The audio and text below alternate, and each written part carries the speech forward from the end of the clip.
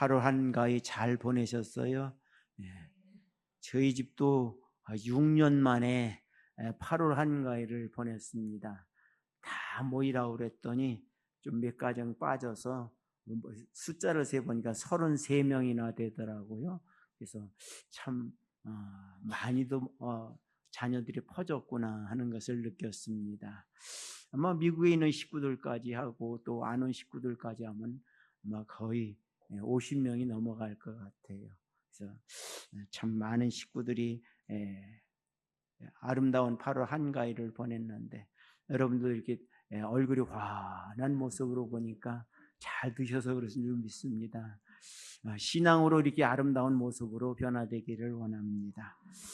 오늘은 오늘 본문 중심으로 해서 그 아합은 어디 있느냐, 그 아합은 어디 있느냐, 옛날 성경에는 나머지 아합은 어디 있느냐라고 기록되어 있죠. 이 말씀은 참 예수님의 가슴 아픈 독백이죠.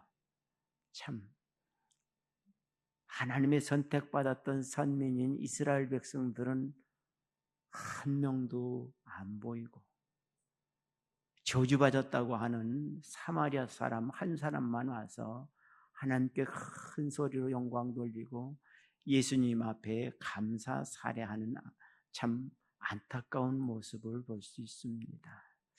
우리가 오늘 본문을 통해서 우리의 신앙이 어떤 신앙인지 한번 살펴보도록 하겠습니다.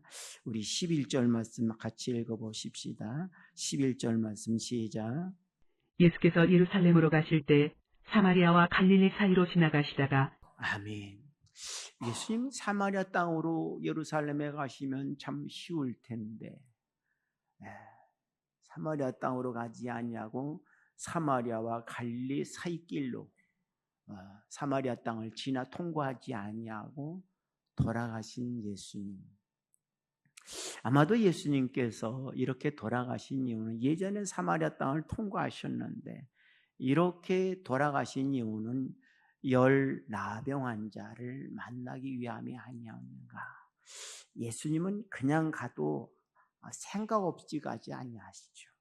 항상 뜻을 가지고 하나님의 뜻을 이루기 위해서 복음을 전하기 위해서 항상 움직이시던 예수님. 예수님 습관적으로 하셨던 것은 기도하셨던 건 말씀을 전하셨던 것인데 이처럼 뜻하신 바대로 행하시는 예수님 모습 속에서 놀라운 사실을 우리들에게 가르쳐주고 있습니다. 우리가 성경을 보면서 예전에는 문둥병이라고 했고 이제는 그게 안 좋은 말로 생각해서 나병이라고 말했고 또 지금은 한센시 병이다라고까지 말하고 있죠. 그래서 이 나병은 우리나라에서도 진단해가지고 예전엔 순천 지방에다 있다가 이제 또다시 섬으로 보는 소록도로 보내서 그곳에서 남은 여생을 보내는, 나오지 못하고 남은 여생을 보내는 그런 모습을 볼 수 있습니다. 곳곳에 보면 나자로 마을이라는 곳이 있지요. 나사로가 문둥병에서 고침을 받은 그 인물인데 그래서 그걸 따서 나자로 마을이라는 것이 있는데 거기에는 이 나병 환자는 없어요. 나병 환자의 자녀들이 이제 건강한 모습인데 그래도 그 자녀들도 혹시 나병이 있는 줄 알고 사람들이 싫어하니까 그런 곳에서 생활하는 모습들을 보게 됩니다. 예전에 저도 이제 안양에 있는 그 나자로 마을에 무좀이 심해서 그곳에 가서 좀 약을 먹으면 좋다고 해서 약을 먹으려고 했더니 약을 사오기는 지어오긴 지어왔죠. 그랬더니 의사 선생님이 간이 중하지 그까지 무좀이 중하냐고. 그래서 그냥 약은 폐기 처분해 버렸습니다. 그 의사 선생님 말씀이 맞더라고요. 간이 중요하지 그까지 무정이 중하냐. 많은 사람들이 우리 친구들도 가서 먹고 고침을 받았다라는 분들도 있어요. 굉장히 먹으니까 독하더라고요. 이 나병이 이처럼 무서워요. 무좀도 무섭지만 나병은 사람의 이 신경을 차단시켜서 통증을 몰라요. 그래서 손마디마다, 발가락 마디마다 떨어져 나가도, 여러분 손마디 떨어지면 어떨까요? 아마 팔팔팔 뛸 거예요. 근데 그런 사람들은 그냥 하나 없어졌네? 그러고 마는 거예요. 참 안타까운 질병이죠. 그래서 의사 선생님들이 나균을 배양을 시키려고 해도 소독약에 넣으면 1분 못 견뎌서 죽는데요. 그렇게 약한 질병인데 사람의 몸속에만 들어가면 사람을 무섭게 썩어 들어가게 하는 무서운 질병인 것을 보게 됩니다. 그래서 우리나라는 예전에는 문둥병이라고 그랬고, 또는 좀 나게 말하면 천연병이다, 그렇게 말하고 있습니다. 이제 과학이 발전되고 의술이 발전되다 보니까 이 나병이 세계에서 얼마 없대요. 그래서 지금 나병은 후진국병이다. 또 치료제가 나와서 치료까지도 하고 있으니까 후진국병이다, 그렇게 말해주고 있습니다. 그런데 그 지역을 갈릴리와 사마리아 지역을 통과하는 그 경계선을 지나가는 그 예수님, 멀리서 10명의 나병 환자가 예수님의 이름을 부르면서 구원을 요청하는 내용이 나와 있는 것을 보게 됩니다. 10명 중에 1명은 사마리아 사람이다. 참 이 말씀 여러분들은 유익 있게 생각을 해야 돼요. 10명의 나병 환자 중에 9명은 유대인, 1명은 사마리아 사람. 이게 합쳐집니까? 물과 기름이에요. 유대인과 사마리아 사람은 물과 기름과 같아요. 합쳐지지를 않아요. 유대인들은 사마리아 사람들을 아주 죄인이라고 하고 저주받은 민족이라고 하죠. 이스라엘이 멸망하면서 어떻습니까? 먼저 북이스라엘이 멸망하면서 아람 족속과 국제 결혼을 시킨 것이죠. 강제 결혼시키고 해서 한 것이 그들이 이제 사마리아 사람들이죠. 또 바벨론이 침략을 하면서 유다 백성들과 함께 결혼하게 만들어서, 가정을 만들어서 혼합 민족을 만들어서 바벨론화, 아람화를 만들려고 했던 그들의 정책 속에서 결국 어떻습니까? 그들은 하나님도 섬기고 우상도 섬기는 혼합종교예요. 우리나라의 종교 상태를 보면요, 기독교도 들어갔고 불교도 들어갔고 우리나라 미신 종교도 들어간 그런 종교도 우리나라에 있어요. 혼합 종교죠. 그래서 유대인들은 그들을 일컬어 저주받은 민족이라고 배관시했던 것을 보게 됩니다. 그래서 유대인들이 사마리아를 통과하면 쉽게 예루살렘을 갈 수 있는데, 갈릴리 사람들이 사마리아를 빙 돌아서 예루살렘에 들어가는 그런 모습을 보게 됩니다. 그런데 이 10명의 문둥병자들, 물과 기름이 하나가 안 되는데 하나가 됐다는 것이죠. 왜 그랬을까요? 이스라엘 백성들에서 나병은 하나님의 저주받은 백성이다. 사마리아는 어떻게 생각하는지 몰라요. 유대인들은 나병이 걸리면 저주받은 백성이라고 해서 가정에서 떠나야 되고 마을에서 떠나고 격리돼야 됩니다. 그래서 이 나병 환자들만 모여서 함께 살아가고 있죠. 그곳에서 나병이 든 사람은 유대인과 사마리아인을 구별하지 않았다. 어떻게 보면 천국 같죠?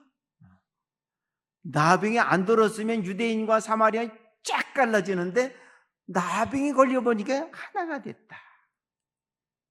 아마 9명의 유대인 나병 환자가, 그래 우리는 하나님의 저주받은 자야, 그러니 이방인과 연합한다고 그래서 무슨 상관이 있나, 아마 이렇게 생각했을지 모르겠어요. 병자였을 땐 친구가 되었으나 병이 나은 후에는 어떻습니까? 자연스럽게 갈라지는 모습을 오늘 본문에서는 말씀해 주고 있습니다. 우리 13절 말씀 읽어보십시다. 13절 말씀 시작. 소리를 높여 이르되 예수 선생님이여 우리를 불쌍히 여기소서 하거늘. 아멘. 이 10명의 나병 환자가 예수님을 지나가는 예수님을 보고 큰 소리로 외쳤다.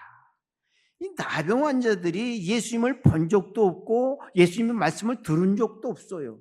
그럼 그들이 어떻게 예수님에게 자신의 질병, 천연병이고 저주받은 질병이고 그 당시에 의사들은 도저히 고칠 수 없는 병을 가지고 있는 이들이 예수님께 그런 고백을 했을까? 그런 소리를 외쳤을까?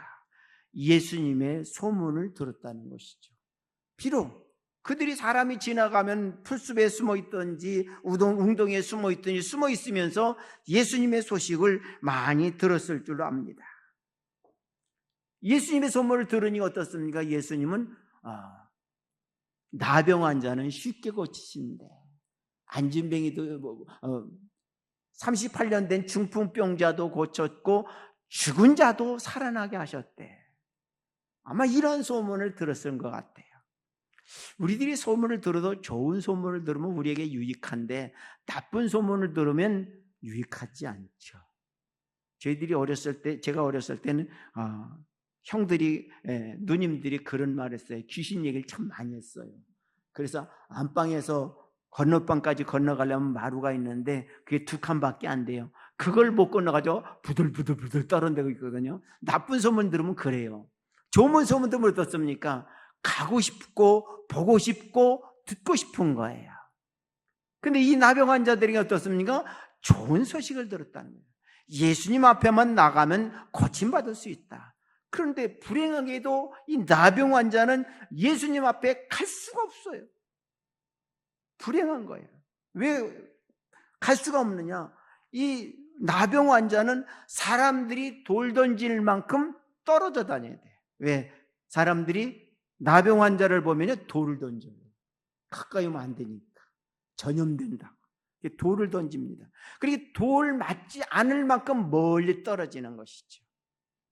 그런데 예수님은 혼자 다니시는 분이 아니잖아요. 예수님 적어도 70명은 데리고 다녀요. 예수님의 이제 12명, 또 파송된 자 70명 해죠. 적어도 70명은 함께 다녀요. 그런데 예수님 따라다니는 구경꾼들이 좀 많아요. 그럼 예수님은 따라다니는 그 무리가 얼마나 많겠어요? 그러면 이들이 돌 던질 만큼은 약 한 30m라고 생각합시다. 그럼 예수님 주위는 적어도 50m는 둘러싸고 있다는 것이죠. 그럼 100m 넘어서 소리를 질러야 되는데 이 나병 환자는 성대가 약해서 소리를 크게 내지도 못한다는 것이죠. 그런데 더군다나 나병 환자가 소리를 지르면 어떻습니까? 나부터도 보면 돌 던질 거예요. 가까이 오지 말라고. 그리고 저기 나병 환자가 돌 던져 소리 지르면 나병 환자가 아무리 소리 질러도 예수님 들을 수 없게 되죠. 뭐 예수님 그러거나 말거나 다 들을 수 있는 분인데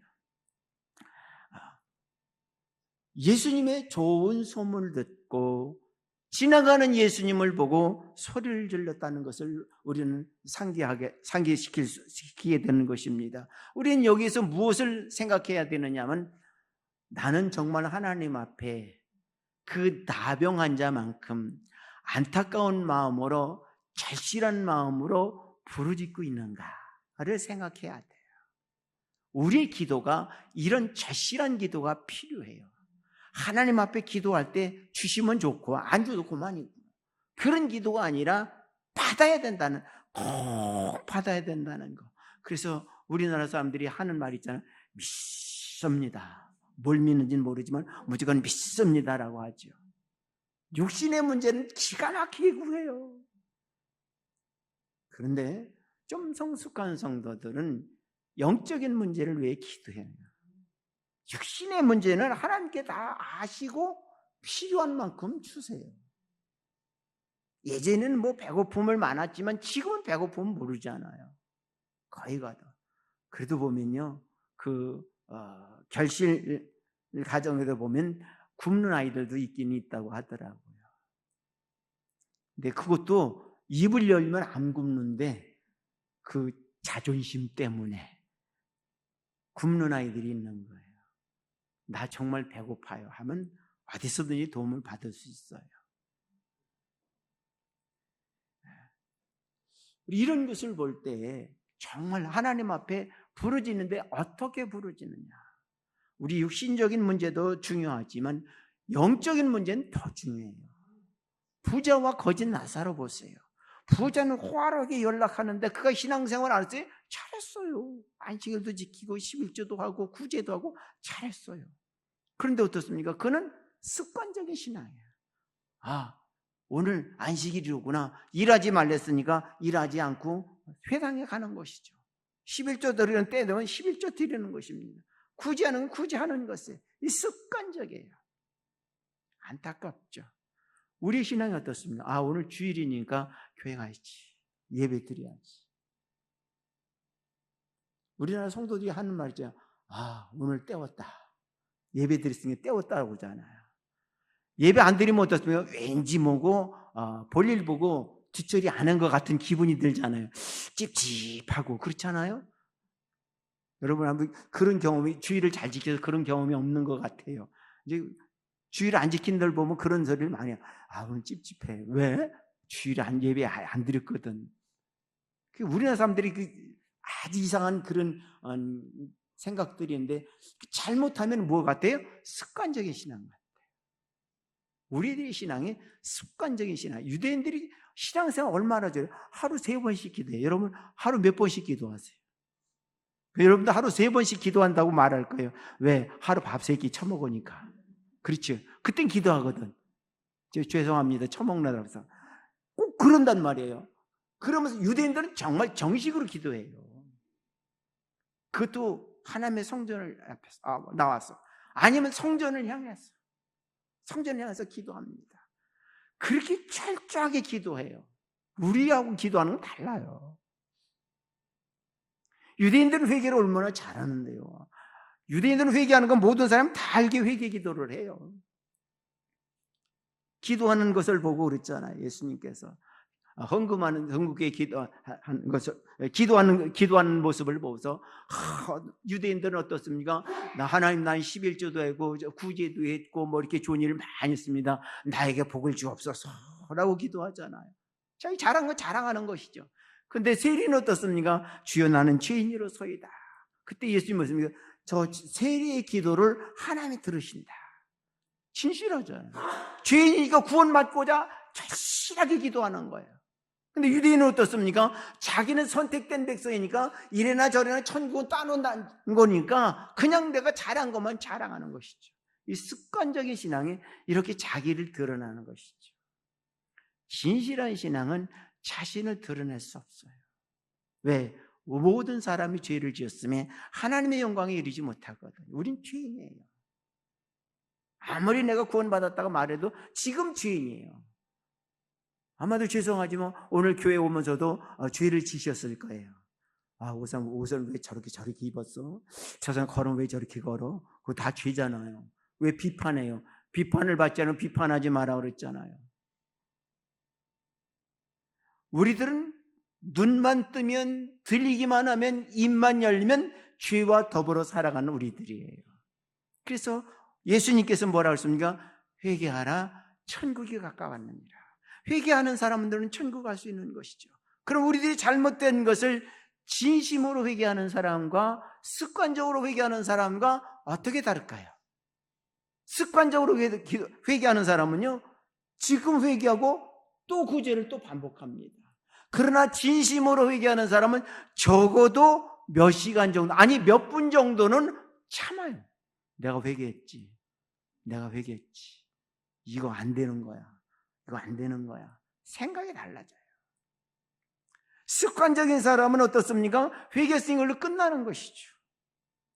그러나 진실한 사람은 어떻습니까? 회개하면 어떻습니까? 더 이상 그 죄를 답습하지 않으려고, 개가 토한 곳에 가서 또다시 먹듯이 습관적인 그런 신앙이 아니라 날마다 달라지려고 하는 그런 모습을 보여지게 됐죠. 그래서 내 신앙이 바로 되는가? 어디서 찾습니까? 성경에서 찾는 거예요. 그래서 성경을 읽으라고 하는 것이에요. 왜? 성경을 왜 봅니까? 성경은 나의 거울이에요. 성경을 보면서, 이 성경이란 거울을 보면서, 와, 내가 정말 못돼도 정말 못됐구나. 내가 잘못돼도 정말 잘못됐구나. 그걸 회개하고 회개하게 되니까 어때요? 그걸 알게 되니까 다시는 반복하지 않으면 애를 쓰게 되잖아요. 그래서 우리는 군사라고 말해요. 왜 군사라면 죄와 싸워 이기려고. 근데 죄와 싸워 이겨요? 죄와 싸우면 100전 100패예요. 그런데 우리가 이길 수 있는 것은 무엇입니까? 예수님의 이름을 부르는 것이죠. 예수님 나 좀 도와주세요.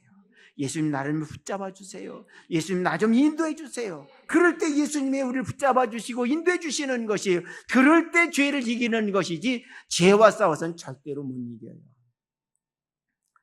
예수님이 12제자를 선택할 때 가룟 유다가 배반하는 걸 알았을까요? 몰랐을까요? 알았을 것 같아. 알았을 것 같아. 몰랐을 것 같아. 알았을지 않아. 근데 왜 시켰어요? 그래서 로마서에서 뭐라고 했습니까? 성령에 계신 곳엔 악도 같이, 죄도 같이 있다는 것이죠. 그래서 우리들이 선택을 잘해야 돼요. 우리가 올바른 선택을 해야 돼요. 그래서 우리가 알아야 돼요. 호세아 선지자는 이 백성이 지식이 없어 망한다고 그랬어요. 습관적인 신앙은 지식이 필요 없어요. 그냥 습관적으로 하면 돼요. 그러나 지식이 있는 신앙은 무엇입니까? 아는 대로 바르게 살아가게 되는 것이죠. 우리 믿음의 성도들이 나병 환자가 예수님의 좋은 소문을 듣고 예수님 앞에 왔고 또 나병 환자가 예수님께 부르짖었던 것처럼 우리들은 진실하게 부르짖어야 돼요. 하나님, 내 신앙이 진실한 신앙 되기 위해서 거짓된 신앙이 되지 않고 진실한 신앙, 남들이 보기에 잘 믿는다고 소용이 없어요. 이방 민족들이 유대인들의 신앙을 얼마나 부러워했어요. 얼마나 부러워했습니까? 아니, 하나님 저렇게 잘 믿는 신앙생활하는 저들을 왜 벌하실까? 이해할 수 없는 것이에요. 그런데 보시면 하나님은 너희는 습관적인 신앙이라는 거죠. 습관적으로 예배드리고 습관적으로 회개하고 습관적으로 구제하고 습관적으로 11조 했다는 것이죠. 우리 믿음의 성도들이 날마다 습관적인 것이 아니라 진실한 신앙. 근데 오늘 재미있는 광경을 보게 돼요. 우리 14절 말씀 같이 읽어보십시다. 14절 말씀 시작.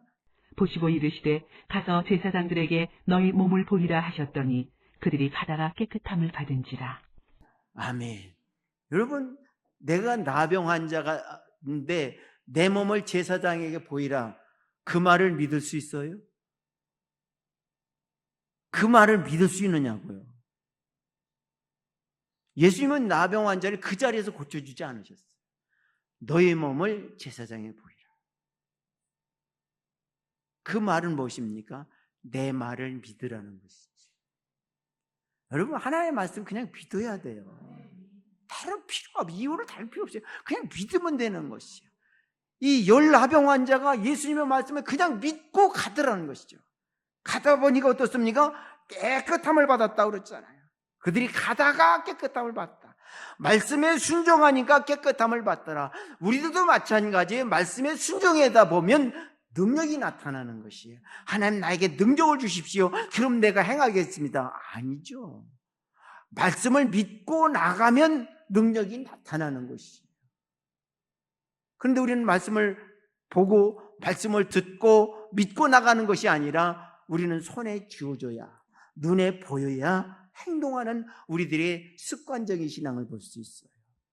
그래서 보고 듣고 믿는 자가 되지 말고 보지 않아도 믿는 자가 되라. 그래서 우리들이 말씀을 보고 기도하고 나갈 때 하나님의 역사가 이루어지는 것입니다. 열나병 환자가 예수님의 말씀을 믿고 나갈 때에 놀라운 역사를 체험했습니다. 앞서 말씀드렸던 것처럼 나병이 들었을 땐 9명의 유대인과 1명의 사마리아 사람들이 하나가 되었는데 깨끗함을 받고 나서 싹 갈라졌다는 거예요. 물과 기름이라는 것이 드러났다는 것이죠. 유대인들은 어떻습니까? 제사장으로 갔고, 사마리아 사람은 예수님 앞에 나와서 하나님께 영광 돌리고 예수님 앞에 나와 살해했다는 것이죠. 그들이 가면서 깨끗함을 낳은 것은 어떻게 알 수 있었을까요? 제일 먼저 알 수 있는 게 무엇이었을까요? 그들이 가다가 예수님 말씀 믿고 가다가 제일 먼저 깨달은 게 무엇을 느꼈을까요? 딱지가 생겨서? 아마 제 생각은 제일 먼저 감각이 돌아왔을 것 같아요. 옛날에는 맨발로 다녀도 아프지 않았는데 신발을 신었는데도 왜 아프지? 감각이 살아났네? 아마 제일 먼저 감각이 살아났을 것이에요. 그리고 손을 보니까, 발을 보니까, 몸을 보니까 딱지가 생겼다는 것이죠.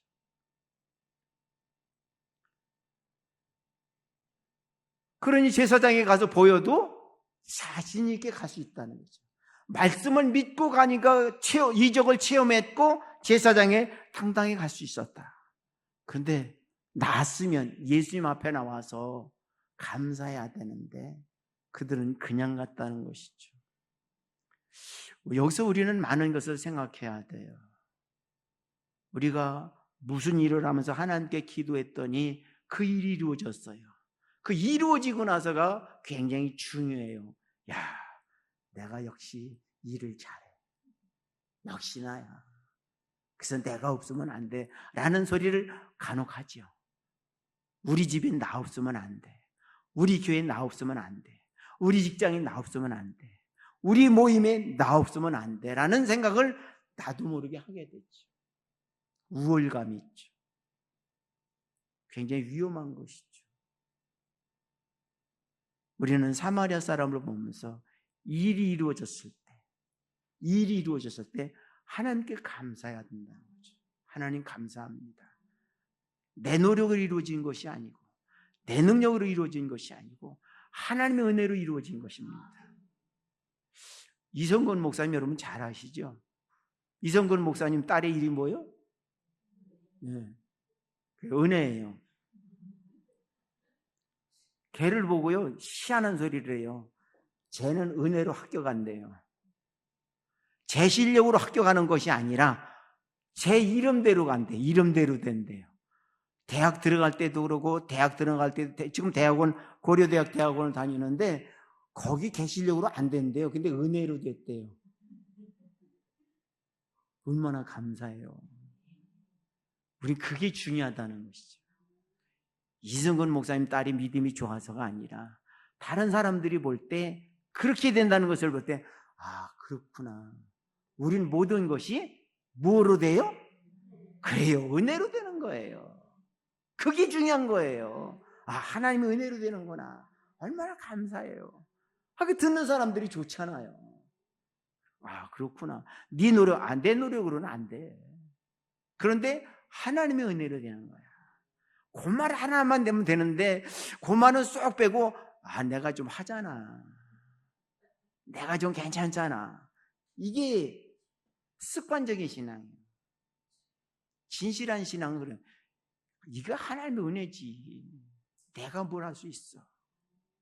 사마리아 사람과 유대 사람의 다른 이유가 그거예요.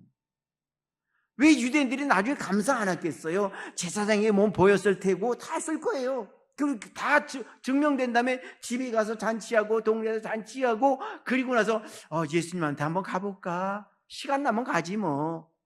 그렇게 했을 거예요. 그러나 사마리아 사람은 아니라는 것이죠. 제사장에 갈 필요도 없고 집에 갈 필요도 없고 마을에 먼저 갈 필요도 없고 제일 먼저 예수님 앞에 나왔다는 것이죠. 그게 바로 예수님과 하나가 되는 거예요. 다른 것이 하나가 되는 거예요. 예수님과 우리가 멀리 떨어져 있지만 그 생각 자체가, 그 말 자체가, 그 행동 자체가 예수님과 하나가 됐다는 것이죠. 예수님 앞에 나온 이 바리새인은, 사마리아 사람은 어떻습니까? 우리 19절 말씀 같이 읽어보십시다. 19절 말씀 시작. 그에게 이르시되 일어나 가라. 내 믿음이 너를 구원하였느니라 하시더라. 아멘. 예수님이 앞에 인정받는 믿음이 됐잖아요. 여러분, 내가 가지고 있는 믿음, 물론 하나님이 주신 것이지만 하나님이 주신 것을 잘 키우는 사람은 인정받지만 하나님이 주신 믿음을 키우지 못하는 사람은 어때요? 인정받지 못하는 것이죠. 우리의 신앙이 내 믿음이 너를 구원하였느니라. 여러분들이 하는 일이 잘 되어지는 거, 믿음으로 나갈 때 하나님께서 책임져 주신다는 것이죠. 습관적인 신앙은 어떻습니까? 내가 책임지는 거예요. 실패자가 되면 난 실패자야. 성공했으면 좋은데 실패하는 게 대다수잖아요. 그런데 예수님과 함께하고 예수님께 맡겼더니 예수님께서 성공해 주셨습니다. 이건 내가 성공한 것이, 내가 이룬 것이 아니라 하나님의 은혜야. 예수님은 사마리아 사람에게, 선택받은 유대인에게 내 믿음이 너를 구원하였느니라는 것이 아니라 선택받지 못했고 저주받았다라는 사마리아 사람에게 내 믿음이 너를 구원하였느니라. 얼마나 복된 말씀입니까? 우리 성도들은 마음을 다하고 뜻을 다하고 성품을 다해서 진실하게 하나님 앞에 기도하고 그런 말씀으로 성경을 보고 그런 마음을 가지고 말씀을 듣고 그런 마음을 가지고 그 말씀대로 순종함을 통해서 순종할 때 하나님께서 역사해 주시는 것입니다. 잘했다. 내 믿음이 너를 구원했느니라. 라는 말씀을 하시면서 마지막 때에 어떻습니까? 착하고 충성된 종아, 내가 작은 일에 충성했다라고 여러분에게 칭찬해 주실 거예요. 내 믿음이 습관적인 믿음이었다라고 하면 이제부터는 진실한 믿음, 온전한 믿음, 거룩한 믿음을 소유하셔서 그건 다른 것 아니에요. 모든 일을 예수님께 돌리는 것이죠. 안 되면 조상 탓이고 예수님 탓이 아니라 안 됐을 때는 그건 내 탓이고 잘 됐을 때는 예수님 탓으로 돌리는 것이 진정한 진실된 신앙이다. 그래서 주님이 내 안에 내가 주 안에 거함으로 인하여 가는 길이 평안하고 하는 일이 형통해지는 우리 믿음의 성도들 되어지기를 주님의 이름으로 축원합니다.